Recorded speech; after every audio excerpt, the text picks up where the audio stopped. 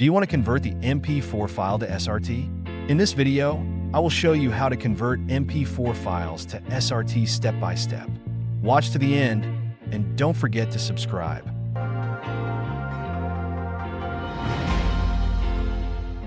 First, open HitPaw Edimakor.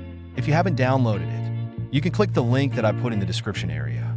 Second, click Create a Video and import your video here.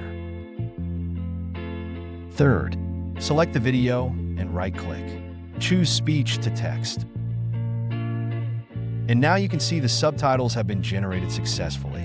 Select the subtitles, and you can see in the top right panel that you can change the subtitle here. Make sure the subtitle generated by AI is right.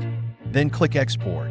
You can see you can export it as video, audio, or subtitles.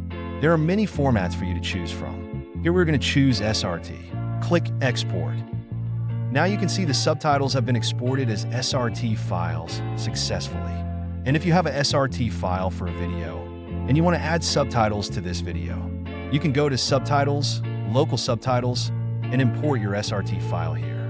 After you import it, drag it to the timeline. Now, the subtitles have been added successfully. Isn't that easy? If you think this video is helpful, please like and subscribe.